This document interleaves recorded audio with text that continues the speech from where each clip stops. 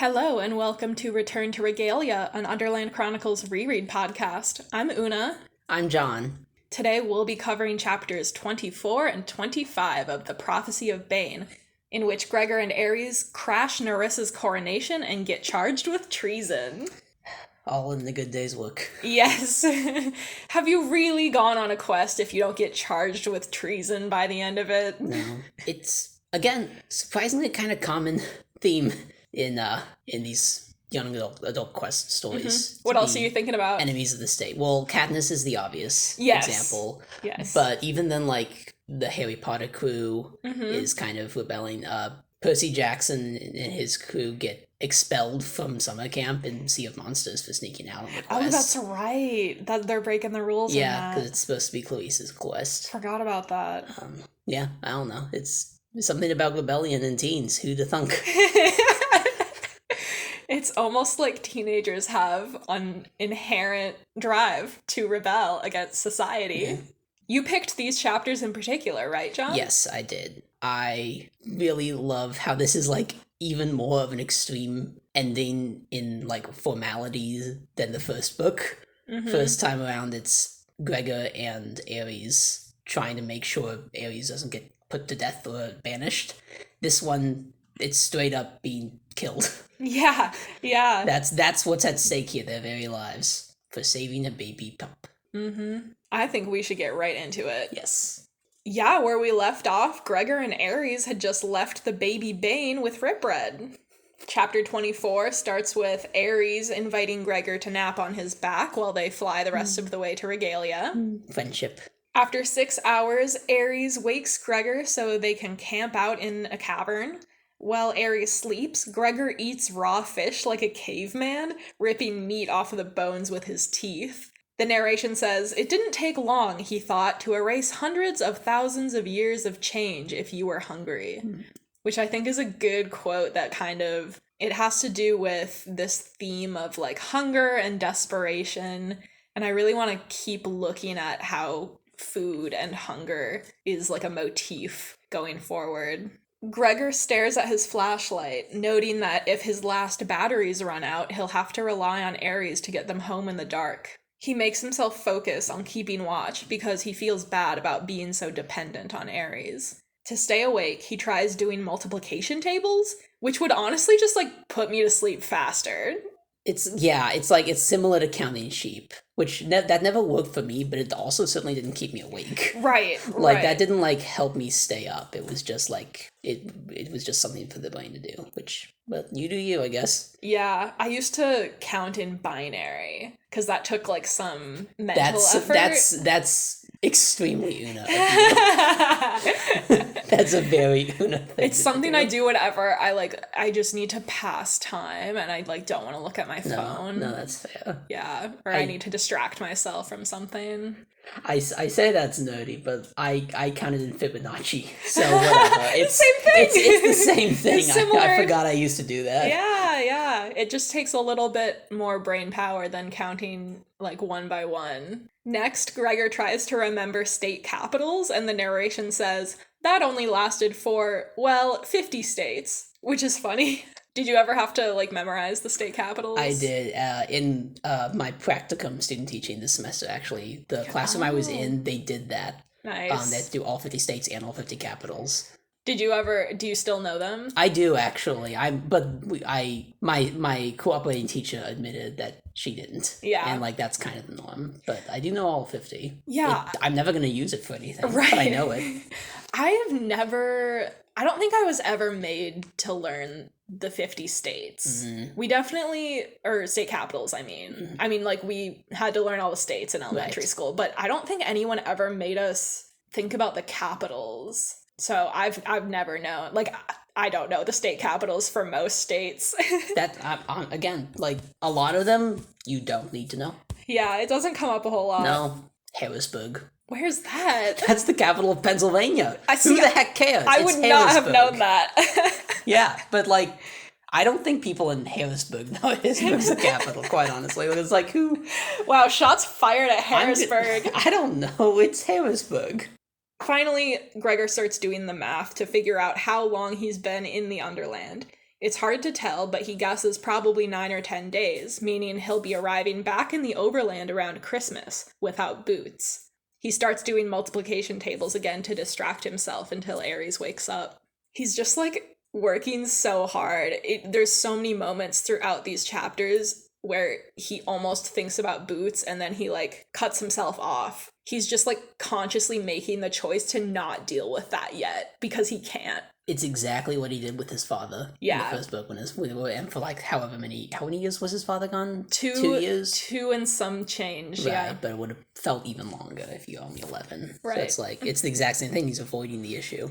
Yeah, he's just like, well, I can't deal with that now, or like breaking down about that now isn't going to help me, and I just need to keep moving forward. Yeah. Real quick question. Mm-hmm. Did you ever, when you were reading this, did you for a second think that Boots and the rest of the crew was actually gone? That is such an interesting question, because I feel like I don't remember much of my life before I read these books. Like, they've always been with me. I honestly don't remember the first time that I read them, so I've always known the entire plot in my memory. I'm just thinking, because I remember in the first book, there's a lot of moments where Boots is in danger, obviously, because she's 2. And I remember in the first book, like when I was rereading it, I was like, I know in my head that she's going to be fine because she's Boots. But if I were reading this for the first time, I can definitely imagine thinking that she might be actually in danger here. Mm-hmm. And I will say I didn't really get that sense for this one. Mm-hmm. I think just because they already kind of did that in the first book. Mm-hmm. Mm-hmm. Just a small thing, but it's like I never really thought she was gone. Yeah, the first time you read it, you weren't fooled by... No, not this time. The first time I was. In the first book I didn't even fully expect Gregor's dad to be alive, quite honestly. Oh, yeah. Like, I didn't know how dark and serious Suzanne Collins was going to go. Right. But by the second one, I was like, okay, I bet Boots will come back. Mm-hmm. They're not going to let her go. Yeah, you've got the hang of the vibe by then. Yeah, I honestly don't know. I feel like I read them when I was so young. It wouldn't have, like, registered to me that Boots wasn't gonna come back. Mm-hmm. Like, I probably was just reading and not thinking about what would happen. I was just, like, taking it in as it comes. Mm-hmm. The Bonds traverse the Underland, with Gregor sleeping while Ares flies, and Ares sleeping while Gregor keeps watch. After a day or two, Ares lands in the High Hall and wakes Gregor. There's no one around, but they follow the sound of music to the throne room, which Gregor hasn't seen before. It's a huge room with a floor that slants downward like a theater. There are rows of stone benches occupied by bats and humans in formal dress. They're holding gifts and watching the large throne at the end of the room. Nerissa sits atop it, wearing a fancy gown. Quick pause. I forgot that line. Did you say the bats were also dressed in formal wear? I mean, the way that I worded it, yes, you could interpret it that way. Is that what it says in the book? No. I think that... what would the bats be wearing? They just have, like, a tie on, but nothing else. A little top hat. That's still huge because they're giant bats. Yes. Oh my god. Yeah, you could definitely draw syntax trees to illustrate the ambiguity in bats and humans in formal dress. Vicus stands behind Nerissa, reciting a speech as he places a gold crown on top of her elaborately braided hair, and the two of them look absolutely miserable. Ares whispers to Gregor that they're crowning Nerissa queen, and Gregor figures this must mean Howard and the others made it back, because the Regalians wouldn't know Luxa was dead otherwise. And later we learn that Howard and Andromeda just got back like 12 hours ago. So Nerissa and Vicus really are just like having to go through this, having just learned that Luxa is dead, or presumed dead. It's like, hey, so your cousin and granddaughter is dead, but like now you're queen, so congrats. Yeah, let's get this coronation started. Gregor looks around for Howard and Andromeda but can't find them, which he thinks is weird. Nerissa's head tips forward under the weight of her new crown, and Gregor notes how weak and unlike Luxa she is. Gregor thinks they probably should have made Vicus ruler since he's smart and diplomatic and not power-hungry. Nerissa manages to raise her head for just a moment before seeing Gregor and fainting off her throne. Oh, no. First act as queen, passing the fuck out. The Underlanders murmur as Nerissa is carried away on a stretcher, and Gregor figures they also must think she's not up for the job of being queen. Then someone catches sight of Gregor and Ares, and everyone begins to shout. Vicus gestures for them to come to the front of the room. Gregor planned to tell Vicus about the Bane in private, and then leave for the Overland without fanfare, but he and Ares have to make their way down the aisle. They stand in front of the throne with Vicus, and he asks if they found the Bane. Gregor says yes, and Vicus has to motion for everyone in the room to quiet down. He asks if they drained the Bane's light, and Gregor just says, "No, we took it to Rip Red," which is not the right way to break that news, my man. He's obviously overwhelmed by the situation. I kind of wish if he had been able to get to Vicus in private to tell him, he would have said the exact same thing the exact same way. Yeah, probably. The mistake is doing it in front of the entire all of Regalia. land. Yeah, the Regalian nobility. Mm-hmm. And poor Ares, who's already not liked, is now going to be even, like, now he doesn't even have Gregor to protect him because Gregor's wood is shot. Yeah. It's an interesting turn that this takes here because, I mean, we'll get to it later, but before, Ares was kind of the outcast and Gregor was, like, propping up his social status by being the warrior and being Ares' bond. But now everyone kind of has mixed feelings about Gregor too because of this choice. And it really makes the two of them, like, they both now are kind of not quite outcasts, but like people have very mixed feelings about them, and their place in the Regalian society is a little bit like thrown, but they're in it together now. Yes. They have bonded over this experience, which is a good step forward for them. Yeah. It's just a shame it has to come at the expense of their status. Right, exactly. At least one good thing came out of it. They grew closer as people. The crowd becomes furious and starts throwing their coronation gifts like crystal jars and stone goblets. That could kill somebody. Yeah, for real. The narration says, "You could call them works of art, but it didn't change the fact that he and Ares were being stoned to death." Yeah. Which is an intense line. It's very brutal. It's very, like, harsh, like, straight to the point. Like, they could die from this, and the Regalians are trying to kill them with this. And it's a really, really brutal way to die. This might be the lowest point Gregor's had in these first two books, honestly. Oh, I think yeah. This point, thinking Luxa and Boots and all the others are dead, being hated and attacked. As far as he knows, we'll find out later, obviously, that he did, but he doesn't think he fulfilled the prophecy, or he thinks that the prophecy came true in the way that was, like, the worst option possible. Right, yeah. This is another kind of, like, rock bottom moment, because right before Ares and Gregor found the Bane, they were kind of very depressed walking through the labyrinth, and they had to leave Twitchdip behind, and they think everyone else is dead, and they don't know if Howard and Andromeda are gonna make it, and it's very hopeless, and then they find out the Bane is a baby, and it's like, whoa, everything's different. But this is another moment of, like, Gregor is realizing how bad it's going to be. Like, Ripred and Ares both warned Gregor that the Regalians wouldn't like this, but he hadn't really thought through how much they would hate this. Well, but it's like he said, he just wanted to tell Vicus, and then he was gonna dip. Like, right. he didn't expect to have to deal with the ramifications of this announcement. He was true. Just gonna leave because he was just, honestly, it seemed like he was done with life in general, but, like, he was definitely done with life in Regalia. Oh, yeah. You're right. Yeah, he just, like, was not planning that far ahead, which is characteristic of him. Characteristic and also kind of understandable in this case. He really is just wanting to get out of there. He's just kind of, like, operating at a very low capacity right now, not just because he's super depressed and feeling very hopeless, but also, like, he's kind of been, like, starving for days, like, traveling through the Underland with Ares. Like, it takes literal days for them to get to Regalia. Yeah, that can't be good for his psyche. But yeah, so he's kind of operating at a low capacity. He's not really capable of thinking ahead or thinking things all the way through.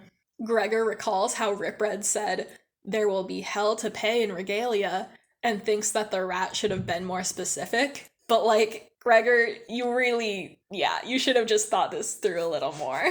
Also, Ripred's not necessarily one for, like, I guess that's not true. He is one for sensationalizing, but, like, like, what do you think "there will be hell to pay" means? Right. Gregor, do you think they're just gonna be a little peeved? Right, they're just gonna give him a slap on the wrist. No. I guess, yeah, Gregor has no context for how much this means to the Regalians, even though he knows that it's a prophecy and he knows that he's a big deal in the prophecy and he knows the Bane is potentially, like, going to disrupt the entire Underland. But I think Gregor just doesn't have the ability to fully understand or visualize what this choice could mean for the Underland. Like, he doesn't have enough political or social context from living in the Underland to understand what he's done. That's true. He might just, like, expect it to be like, okay, the worst they can do is banish me. Which, Right. again, he wouldn't mind that at all. Right, because that doesn't mean anything to him. But he yeah, can just go home. You're right. He didn't think about, like, because he doesn't know what a big deal this is. He doesn't put himself in the minds of the Regalians themselves, who obviously this is a bomb for them. It's right. It's enormous. Yeah, and Gregor just, like, doesn't fully grasp the way that the humans and rats hate each other. Like, he's seen it, but he hasn't grown up in this world where hating rats is just, like, a way of life. It's centuries of history. Exactly.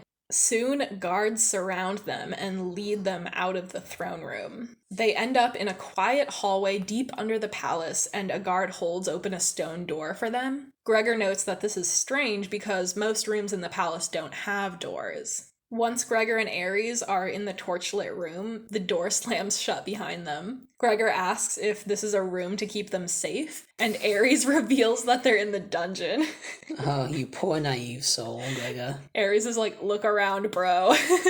Yeah, no, I think it is funny, though, that Gregor is like, well, obviously, like, we're in danger, so they have to keep us safe or whatever, but it's like... I'm the warrior from the prophecy. I'm a big shot. Yeah, like, I'm important. They need to, like, protect me from... Not even that because he's, like, a big shot, but just, like, because everyone is trying to do harm to him, his first instinct is to think, like, obviously, I need to be protected, but... No. He's had the leaders on his side this whole time. This is the first time, like, even when he stood up for Ares at the end of the first book, like, they kind of they had to accept it. He's gotten the thought of, like, it's not like he's arrogant, but he just feels like this is something where, yeah, he needs security. No, they hate him now. Yeah, you're so right that this is, like, the first time that he has seen backlash for his actions, because, like, up until now he's gotten really used to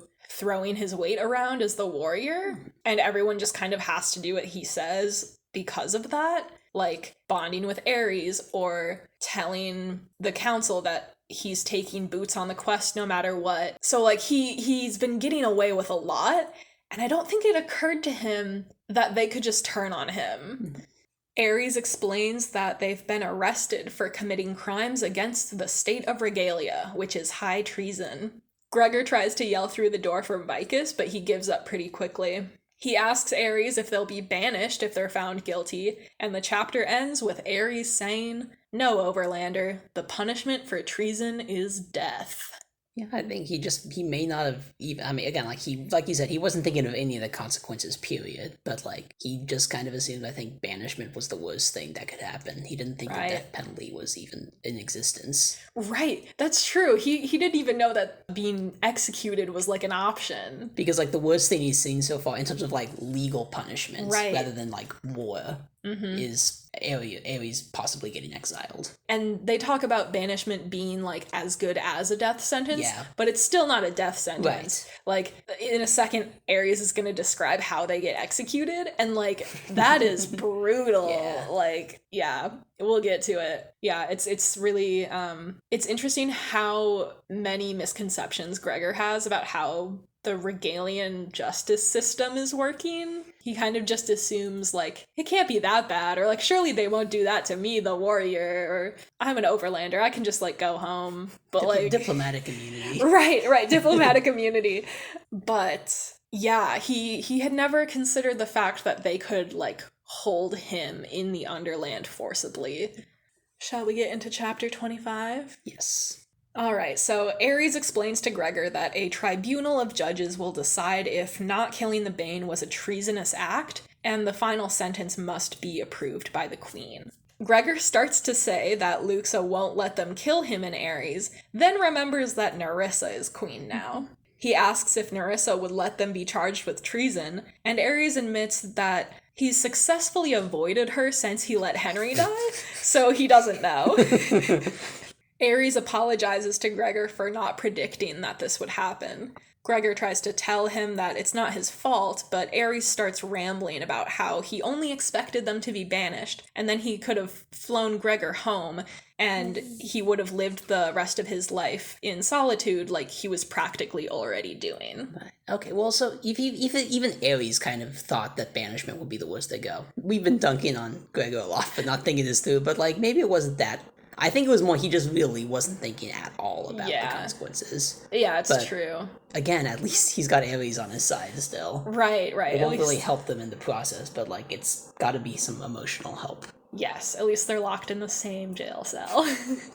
Yeah. Ares also was kind of being optimistic about being able to take Gregor home. Like, I think Ares was probably thinking, well, it can't get worse than it already is. Yeah, he's also kind of given up on the circumstances. Yeah, like he was planning to take Gregor home and then just like basically be banished and probably never see Gregor again. I mean, I guess Ares knows that there's more warrior prophecies, but I guess I don't know what Ares is thinking about Gregor possibly returning or possibly never coming back. Ares definitely knows that Gregor doesn't want to come back ever. So I think that he probably was just like, well, I'll take Gregor home, and then I'll see myself out. And never speak to any living soul again. Which is super brutal. Yeah. But Ares was totally resigned to that fate. Like, he was ready for it. He was ready for it last book. Yeah, exactly. He did not expect what happened with Gregor to happen there. He's like, in his mind, he's been living on borrowed time. Yeah, I think he continues to live on borrowed time true. For the rest of the series. Poor Ares. Wow. Living on borrowed time is a theme for Ares, absolutely. Yeah, so like Ares didn't think that it would come to all this because the Regalians have never actually put an overlander on trial before, and especially not a child like Gregor. Yeah. Ares seems to be speaking to himself when he says, I cannot let this happen. I have already lost one bond. Whatever his intentions, it does not change the fact that I let Henry die. I will not lose the Overlander.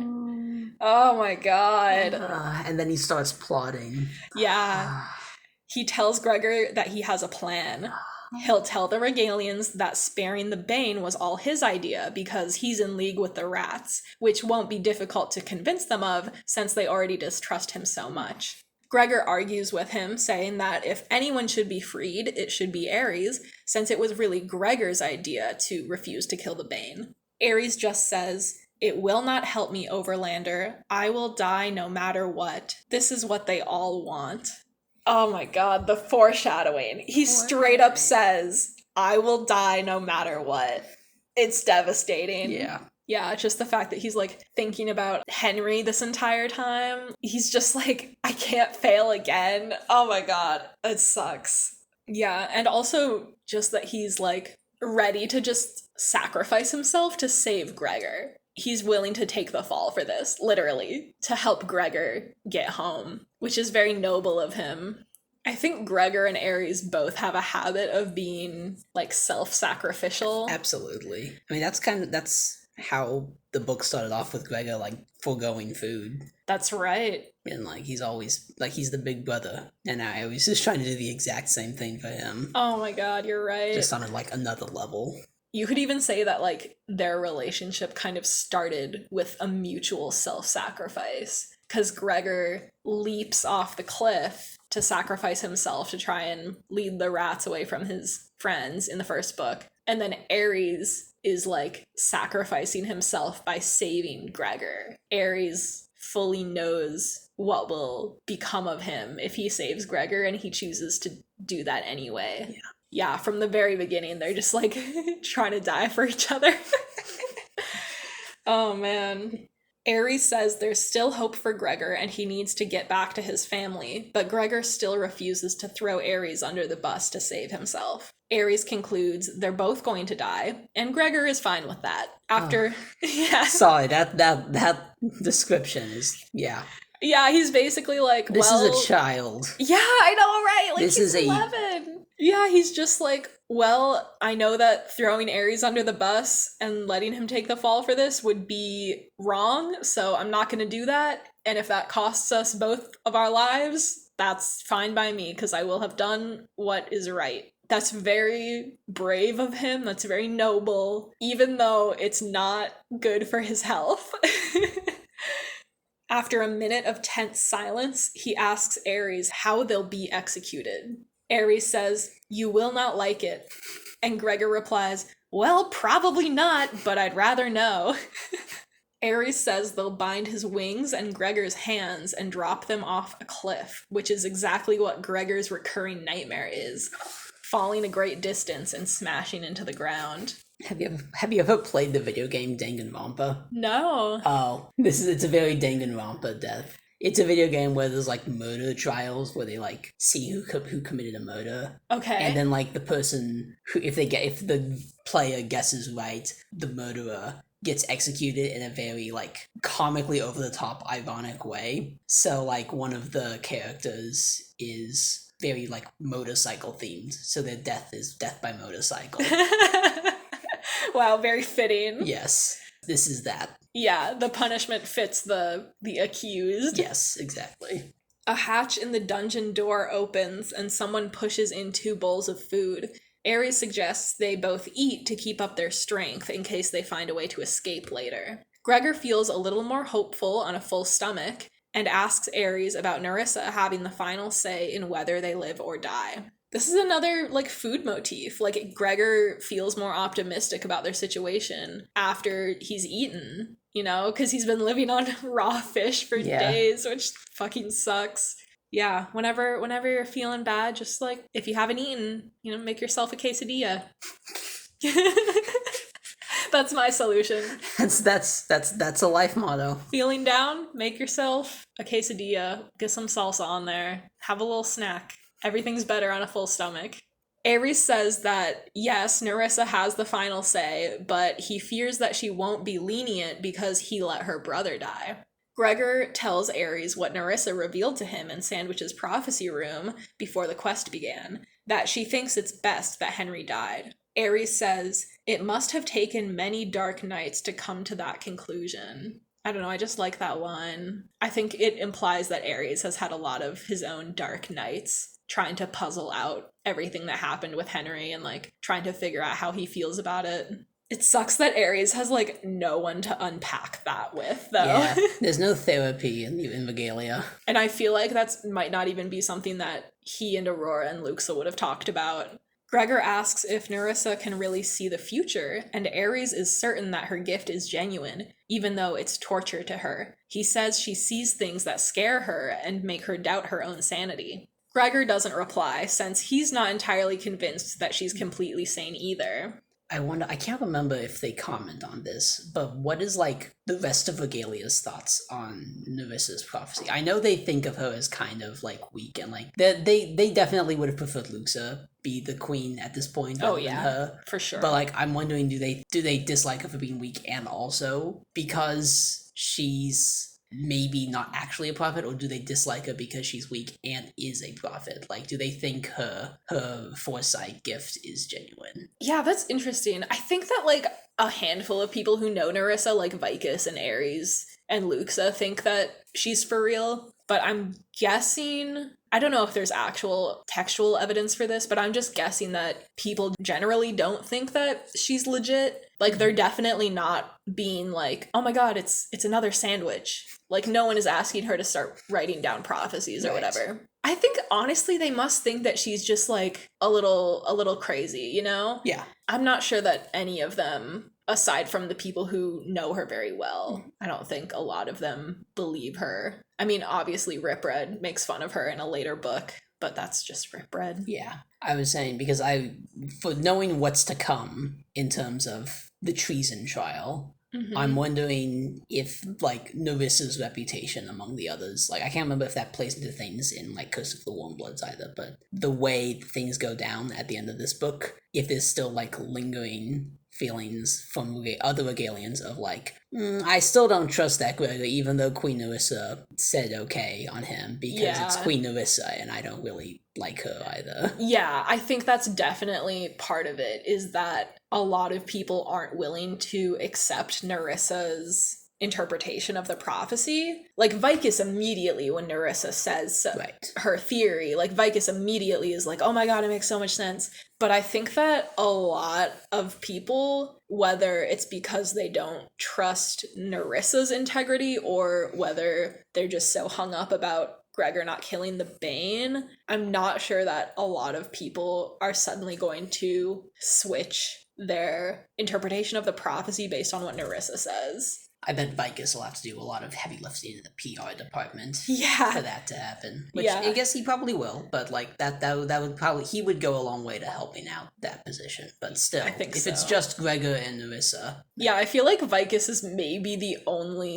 Vicus and Luxa are perhaps the only people who really are backing Nerissa up in a meaningful way to the other Regalians. It would be interesting to learn more about what they think about their new queen. Like, obviously they don't think that she's up for the job. Right. But yeah, I wonder if people are like, well, maybe she's right. Maybe she does have the gift of prophecy. But I think that Nerissa actually has a lot of parallels to Cassandra in mythology. The doomed prophet. Right. Like, she is doomed to always tell the truth, but no one ever listens to her. I think Nerissa is kind of that figure, and that's what she's meant to be. Mm-hmm. She does see the future, but because of the way that she is, no one is ever going to fully believe her. She's like the inverse of Sandwich himself, where he had prophecies that everyone believes. Yeah. Or like, if you don't believe it, you're the outlier. Yeah, I think Nerissa is like, maybe got the same sort of like visions going on, if we're believing in being able to tell the future at all. But she has none of the charisma that Sandwich probably had to get people on his side. I mean, she didn't found the land itself. Yeah. So. Yeah, I don't think anyone would have followed Nerissa to live underground. No, I love Nerissa, and I don't think I would have done that either. Nuh-uh, no way. I'd be like, girl, let's get you some soup. Yeah, we can go live in the hole another day. Yeah, maybe we'll save that. Maybe let's get you some food. We'll come back to it on a full stomach. Maybe you'll have changed your mind about the whole living underground thing. The dungeon door opens and a guard tells them it's time for their hearing. They tie Gregor's hands behind his back and Ares' wings against his body. It's funny, the guards have to carry Ares on their shoulders to the courtroom. Gregor notes that it's more formal than the room they were in when the Underlanders threatened to banish Ares. There's a stone table with 3 chairs for the judges at the front, and there's a throne on a platform behind that. To the side of the judges' table, there's a witness stand that's basically just a stone cube. There are seats all around the room, and they're full of humans and bats looking down at Gregor and Ares with hatred. I wonder how they got everyone together. In the first book, when Nate and I were covering the chapter with Ares almost getting banished, we were joking about how everyone must have been like, hey, they're gonna banish Ares. You want to come watch? And everyone came to like see it happen. And I think that it probably happened for this too. They were like, yo, the warrior might get condemned to death. You want to go like sit in on it? It's just a public spectacle. Yeah. I wonder how they decided who was allowed into the courtroom. Ticketed. They're selling tickets. Yeah, charge for entry. Step right up and see the warrior and his bond get thrown off a cliff. Boost the economy. After the guards direct Gregor and Ares to stand before the judges' table, Andromeda and Howard are brought in too. Gregor asks why they're here, and Howard reveals that they are also on trial for treason. Gregor points out that they never even made it to the Bane, and Howard says that's the reason they're on trial, because they abandoned the mission to bring Marith home. You can't do anything right. I know, There's right? no way to win. You can't win. Everyone's just so angry that the Bane didn't die that they're willing to just like throw out punishments willy-nilly for anyone who was there. If Luxa wasn't the Queen Regent, she would have been put on trial too. If when she does come back, Right. get Boots up there on the stand. So, Boots, what did you see in the labyrinth? Baby rat. Baby rat. Can you imagine the council would try and get like information out of her and she'd just start singing?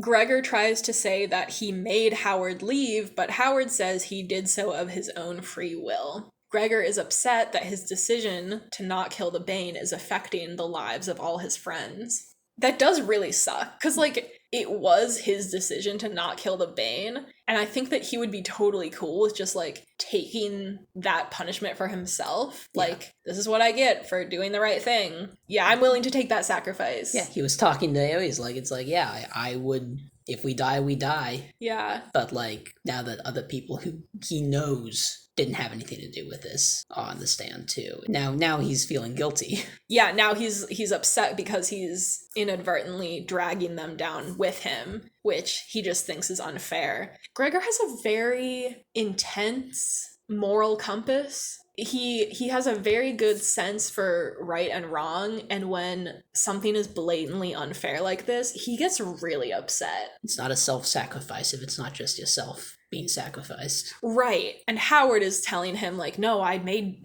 a choice too, or whatever, and Gregor's like not gonna accept that. Yeah, Howard's not blaming him. Gregor's blaming himself. Yeah, exactly. The 3 judges enter, and the head judge asks if the queen will be joining them, and a guard says they're checking to see if she's regained consciousness yet. How long has it been? I don't know how long Gregor and Ares were in the dungeons. Maybe. Yeah, maybe gotta like be at least like an hour or a two. couple hours, yeah. Yeah, that's a long time to stay fainted. Yeah. Huh. Maybe it hasn't been that long. Maybe it's been like half an hour. She also could be really, really weak. Right. I think it's like, honestly, like... Yeah, she's described as being, like, looking very The crown, sick. the weight of the crown on its own was enough to make her tip over. Yeah, she has to, like, lean on walls and shit. Have you ever fainted? No, I've gotten close, though. When I had mono in middle school, I fainted once. Ooh, that's rough. Yeah. Where did you faint? In the hallway. Oh my god. Because I realized it was like 2 bouts of mono in the same year. And it was rough. And so the second time, I kind of figured what was going on. So I was like quickly rushing to the water fountain to try to get a drink of water. Oh, and I just kind of like, and it wasn't like I fell hard or anything. Like I was just kind of like, and it was like very quick. Like I regained consciousness like a second later, but just went to the ground and then popped back up. Wow. I got brought to the office in a wheelchair. Oh my god. Because I just wasn't sure if I was going to faint again. That is rough. Yeah. I had a classmate in my orchestra class in high school, and she had like a heart problem or something, like a heart murmur, and she would faint a lot, and it was like so common that she would just like faint in class and someone would catch her cello, and the teacher would just have to call the nurse and they would like bring a wheelchair to come get her, and it was like we were so used to it. It was like kind of scary at first, but then we were just like, oh yeah, she's just going to the nurse again. Imagine being like such a common fainter. You have someone to spot your instrument in class. Yeah. Wow. Yeah, so that reminds me of Nerissa. Yeah. Anyway, the trial starts slowly with the judges reviewing a bunch of scrolls. The ropes binding Gregor's hands are starting to hurt his wrists, and he figures it's worth trying to get himself and his friends unbound. He addresses the judge as Your Honor, which I think is smart, and tells her he's losing feeling in his hands. He describes how the rope is irritating his and Ares' wounds from the squid and the flesh-eating mites that killed Pandora. The narration says, even if she said no, Gregor was still glad he'd spoken. He wanted them to know, all these idiots packing the seats, waiting for his death sentence, that he and Ares and Howard and Andromeda were the ones who had been out risking their lives. Suddenly, he couldn't wait to testify. I think that this has big Katniss energy. Yeah, now he's got some fight in him. Yeah, he's getting fired up. He's, like, outraged at the injustice of it. And he's, like, doing these sneaky little things to, like, not garner, like, sympathy, really, but kind of just to, like, manipulate the situation a bit. To, like, force their hand a little bit to either like untie them or for everyone to at least know what they went through. Yeah, it's very sneaky. It's kind of devious. He's playing the political game. Yeah, he's really good at that, actually. He is very good at that. Gregor's issue isn't like being able to read the room. It's putting in the effort to read the room. Yeah. It's like the planning out thing. Like, he's really good at making plans. It's just he actually has to commit to the plan and that he's going to make. Like, if he can think through things and like plan ahead. Yeah. It's just he so often doesn't. Yeah. I think when he's put on the spot like this, he's a really good, like, fast thinker. But he's not as good at, like, planning far in advance. He gets in his head. Yes. He's very living in the now. Yes. He's very much just, like, living moment to moment. And he's really good. It makes him really good at reacting to things happening, like, immediately around him. But it does not prepare him for future situations very well. So the judge does end up telling a guard to cut them all free. Gregor asks Howard if Marith survived, and the narration says, Howard's tormented face broke into a brief smile. Yes, he will mend. I love Howard. I just wanted to say that line. I love Howard. Yes, he will mend. Yeah, I just wanted to say that line about Howard. His tormented face breaking into a smile. Like, Howard is such a, not like an optimist, not the way that Vicus is, like a little bit maybe, but mostly he's just like really happy to be helpful, and he's really happy that he could make a positive difference here. He's super relieved that Marith is okay, and like he's glad that him and Andromeda bringing Marith back home made a difference. So even though they're in a really tough spot now, he's happy for that, and he's able to smile. Love that about him. Gregor says, I can't believe you kept him alive after that serpent attack, really loudly so everyone can hear. Which is like one of my favorite bits, like in media, when a character pretends to not be trying to get everyone's attention, but like they speak really loudly just so that everyone can hear. Percy Jackson does that a lot. Yes, oh my gosh. Like, I'm trying to think of a specific moment. In Sea of Monsters again is what I was thinking of specifically. When at the very end he makes an iris message to trick Luke into confessing. Oh my god, you're right. And so like he's pretending he's just talking to Luke, but he's actually getting Luke to spill the tea on everything with the Talia plan. Yes, oh my god. Yeah, I totally forgot about that. That is like top 10 Percy moments. It's a good scene. I can't wait for the premiere next week. Bro, we are going to party so hard. Yes. I'm thinking about getting like some blue snacks. Yep, we need to make some like I was gonna say blue waffles. Just I realized. Stop. It wasn't that we had my one of my professors had waffles yesterday morning for class as the last class of the day. So waffles have been on my mind because I haven't had waffles in so long. Me neither. Because we don't have a waffle maker. Yeah, I've been trying to think of like blue snacks that we could have for the Percy watch. Maybe Nate and I can whip up some like cookies. They have like blueberry Dr. Pepper, but I don't like the blueberry Dr. Pepper. Oh yeah, that'd be gross. Dr. Pepper's my favorite soda, but except for cherry, I don't like any of the other flavors they've done. Yeah, I'm not sure how I would like that. It's original or cherry for me too. Mm-hmm. If they did an orange Dr. Pepper, I might be into that. I was just trying to remember if I had ever had one of those. Is that I guess that probably is. I mean, they wouldn't have gone blueberry before they did orange. Have you ever been to like a movie theater or somewhere where they have like a really fancy drink machine? Yep, they do. I only ever get the regular Dr. Pepper, but yeah, you're right, they definitely have the others. I think whenever I go to like a really fancy movie theater, like the one near our house doesn't have it. The AMC I think has one. Yeah, or like the one across town is like got one of those like fancy touchscreen things. For some reason, the Noodles and Company by my house had one of those. Noodles and Company was on the ball with those. Because the one I had in Lawrence also got that. That was the first place I ever saw one, I think, actually. Yeah. It was the Noodles and Company. That was by the orthodontist. Yeah. That was always, after I went to the orthodontist, I'd always go to a special noodle treat. We've gone off on such a tangent. Oh my god. Yeah. Anyway, Gregor time. No, that was good. Finally, the trial begins. The judge lists the charges against the questers, which the narration describes as boiling down to, quote, the fact that Gregor hadn't killed the Bane and nobody else had either. Yeah, that's kind of the gist of things. Yeah, that's literally all that they're mad about. They don't really care about anything else. It's like the Bane is still alive and that's a problem and someone needs to pay. When they're done listing the charges, Gregor blurts, "Can I go first?" Because he thinks the others have already lost hope in proving their innocence. Mm-hmm.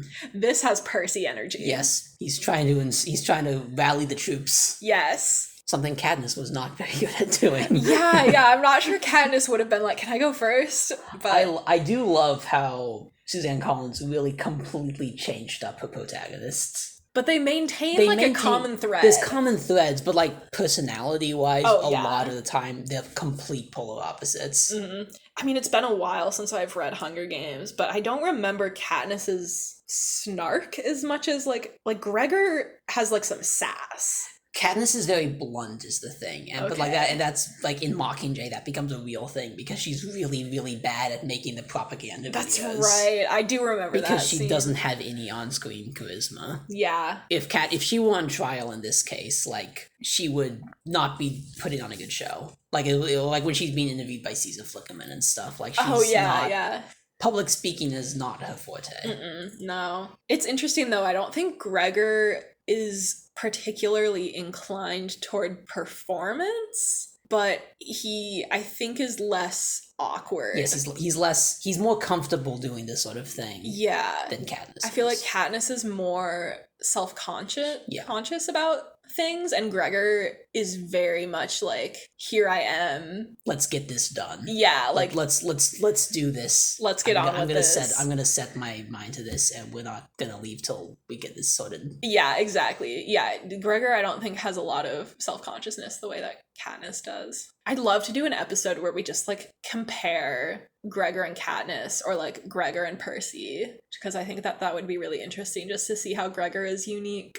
Anyway, the judge reprimands Gregor for speaking out of turn, so he asks if he should raise his hand when he has a question, since he doesn't have a lawyer to represent him. And I actually went on like a mini rabbit hole last night trying to figure out what the British justice system was like in the 1600s and like what kind of... The Miranda rights did not exist. I know Right. that much. So that's the lawyer thing is out of the question. Yeah, but like they had lawyers in like ancient times. I don't think it would have been like you get one appointed to you automatically though. That's true. Yeah. Yeah, lawyers or some sort of representation. I bet they probably do have lawyers in Regalia. I was just like trying to figure out like what could the Regalian justice system possibly look like, and it's really not my area of study. Like I barely know anything about historical justice systems, but yeah, so I think they must have lawyers, but not, like you said, the Miranda rights or like an appointed lawyer. But you have to have like money to have a lawyer in Regalia.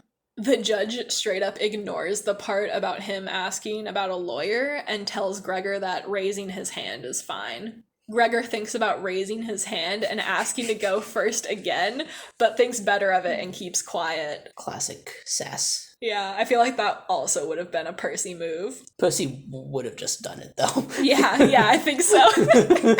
He doesn't have that self-restraint. Percy regularly fights with gods. Oh yeah, he is impertinent, is that the word? Yeah, he's an agitator. Yes, he is. I think Percy's strength is being agitating. Yeah, he'll poke the bear all day long. Yeah. Him being a little bit annoying is a power of his, and Gregor is not that. Anyway, we have to stop talking about Percy Jackson. Yeah, this is becoming into a different podcast. It's become focus. a fusion podcast.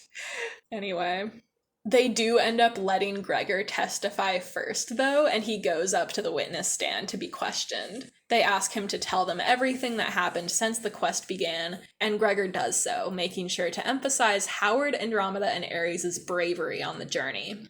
He tells everyone how he threatened to fight Howard and Andromeda if they didn't leave with Marith. When a judge asks Gregor why he didn't want them with him, Gregor lists the reasons. They needed to get Marith home. A large group in the maze wouldn't have been a good idea. He wanted his family to know what happened to him. And because, quote, the Bane was mine. This last part shocks the crowd, and Gregor goes on to explain that the Bane was supposed to be his to kill, like the prophecy said. Gregor says, "In the end, it was always my job, and it was my call who I wanted to take into that maze, not yours. Anyway, if you kill Howard and Andromeda because they came back, that's just murder. Nobody could have done better than they did." He looks over at his friends and sees Howard mouth a silent thank you at him. I love this. I love Gregor being like, hey, you told me I'm the warrior. I'm being the warrior, and I'm making decisions. Just because I'm your warrior does not mean that I'm going to do what you need me to do all the time, according to you. I'm going to do warrior shit on my own terms. And you have to, like, deal with the consequences. Like, you have to deal with what I choose. Because you want me to be the warrior, you have to deal with what I decide within that role. He's just like, you can't control me. Like, oh my god, it's just powerful as hell. It's powerful. I also love how on the spot a lot of this is. Like, he didn't, like, it's like, at most it's been a few hours. He has not really had time to prepare any of this. No. He's just going off the cuff, and it's so effective. Yeah. And I love that he's just, like, trying his best to prop up his friends and, like, make sure that they get out of this alive. Yeah, again, he's not thinking about himself. None of this is trying to make himself look good. Like, he's not even thinking about, like, his verdict. He's only thinking about the other people involved. Right. He's, like, trying his hardest. Like, he's thinking, like, maybe I can get out of this. Like, he has hope. He's optimistic. Maybe not optimistic, but he has hope. But he really doesn't want Howard and Andromeda involved. So he's taking every opportunity to, like, make sure that everyone knows that Howard and Andromeda shouldn't be on trial. And I love that. Yeah, his acquittal is, like, the secondary goal here. Yes. Like, it would be a bonus if he gets off. Yes. But that's not what he's actually trying to achieve at this point. Yeah, Gregor is up on the witness stand thinking, like, how do I exonerate these people? Yeah, like, ultimately it doesn't matter what happens to me, but, like, Howard and Andromeda and Ares, like, definitely have to make it out. The head judge asks Gregor to continue, so he describes their trek through the labyrinth. That's when Vicus enters the courtroom with Nerissa leaning on his arm. She doesn't wear any sort of crown, not even a gold band like Luxa usually wears. She squints at the light as some guards help her up onto the throne. The head judge asks if Nerissa is well enough to join them, and she reveals that she's seen herself at the trial before, though she can't divine the outcome. The narration says, "This was the sort of stuff that made everybody think she was crazy. Maybe someone ought to tell her to keep her visions under her hat, crown, whatever." Which I think is a funny line, but also, yeah, I think this maybe is nodding to the fact that people don't think Nerissa is credible at all. Like, she doesn't have the confidence to pull off being an oracle. I think it would be different if, like, Luxa was claiming to be able to see the future. Like, people would, like, admire that. Right. But they just, like, are very much looking down on Nerissa for her weakness. So the whole visions thing is not helping her case. Right. Nerissa asks, "The charge is treason?" And Gregor realizes she has no idea what's going on, which is just like, when she asks that line, you're like, oh god, Nerissa. The judge confirms and asks if they should start from the beginning, but Nerissa just balls her hands in her skirt and tells them to go on. Then to Vicus, she says, "I wish I had some soup." Which I love. Oh my god, get this girl some soup.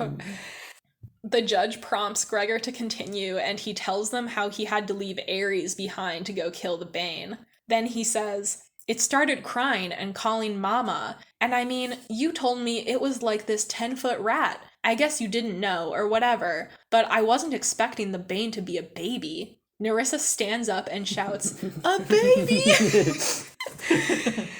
When Gregor confirms this, Nerissa stumbles down the steps from her throne, waving and shouting frantically. The narration says, as she lurched toward him, he was torn between trying to catch her and just getting out of the way. In the end, he decides to leap off the cube and catch her. She asks, "Oh, you did not kill it, did you?" And when Gregor assures her that he didn't, Queen Nerissa ends the chapter by sinking to the ground, laughing in relief, and saying, "Then we may all yet be saved." Oh, what a moment. Nerissa just swooping in. Nerissa to the rescue. Just disrupting the entire scene. Yeah, with her obliviousness. First obliviousness, then a soup craving, then what exactly is it? A baby? She just says a baby. Yeah, she just stands up and is like, a baby. Yeah. And then laughing on the floor. Yeah, oh my god. I love her. I love her. I've said it before, I'll say it again. I love a weird girl character. Yeah. Everyone's just like side-eyeing each other, like, what the fuck is she on? And she just doesn't give a shit what anyone, like, she's too oblivious to even know what's going on. She's got other priorities to deal with, like surviving day to day. Yeah. I love how, like, this is, like, basically saving Gregor's life, and he doesn't know how to really react to it. Yeah. Like, he's also not fully on, like, he's mentioned, he doesn't really know if she has the gift of prophecy either. Yeah. And, like, this interaction is, like, he's not feeling reassured right now. Yeah, no. God. What a set of chapters, though. Yeah. It is interesting, like, the parallels from book to book. Mm-hmm. We've got trial of sorts Yeah. at the end. Yeah. We've got babies. I don't know.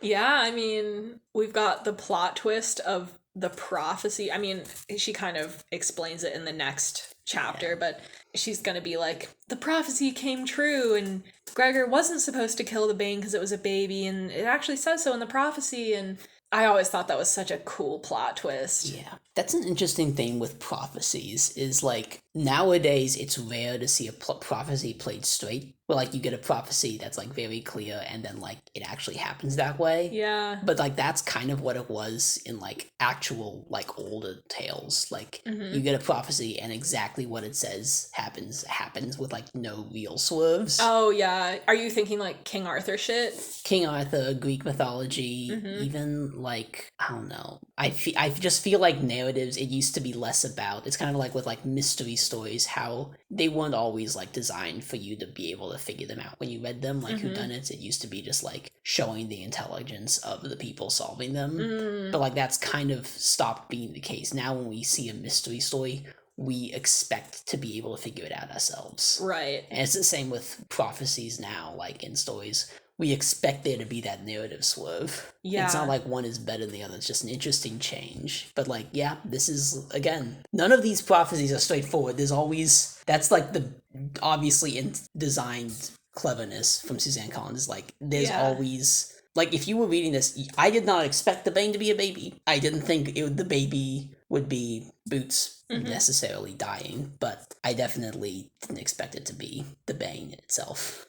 Yeah, the prophecies are really genius in the way that Suzanne Collins has crafted them to be read on multiple different levels. Like, on the surface level, you read it and you're, like, believing what the Regalian, like, most of the Regalians think about it, and, like, Vicus kind of gives, like, a little explanation at the beginning of, like, well, this is what we think it might mean. And then at the end, we kind of get, like, oh no, it actually means this. But then on an even deeper level, we're questioning if the prophecies are real at all, and if these interpretations actually have anything to do with anything, or if we're just, like, applying what happened to these prophecies. There's, like, so much going on with them.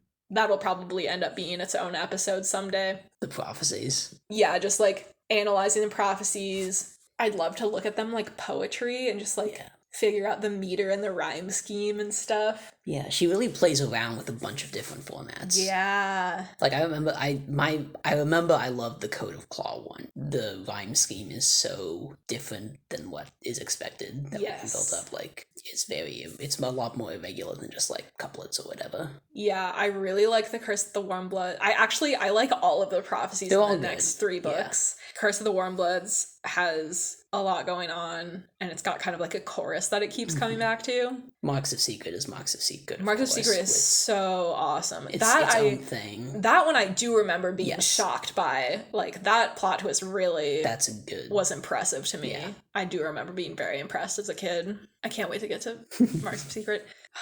Anyway, thanks so much for joining me, John. Thanks for having me, as always. Yeah, it's so great to be able to discuss these chapters with you. Yeah. Next week, Nate and I will be covering the last 2 chapters of the Prophecy of Bane. After that, I'm taking the whole month of January off. If all goes according to plan, the first episode covering The Curse of the Warm Bloods will air on February 5th, 2024. Woo. Hey everyone, it's Editing Oona just jumping in here before the end of the episode with an exciting announcement. We've got merch now. Yeah, I set up a Redbubble account for us. We've got stickers, magnets, pins, and t-shirts. One of the designs is our green and purple profile picture logo thing with the drawing of the rat, bat, and spider. And the other design currently on there is Ares and the Flyers? Yeah, Nate and I thought it would be funny if we made Aries and the Flyers t-shirts for real. And you know what? We were right. It's hilarious. So treat yourself to a late holiday gift and get yourself a fake band t-shirt. Any money we make off of selling the merch will go directly toward helping us keep the podcast going. You can find all of that at redbubble.com/people/return to regalia. And I'll also put the link in our card at returntoregalia.card.co. That's returntoregalia.carrd.co. As always, thank you for listening, and until next time, fly you high.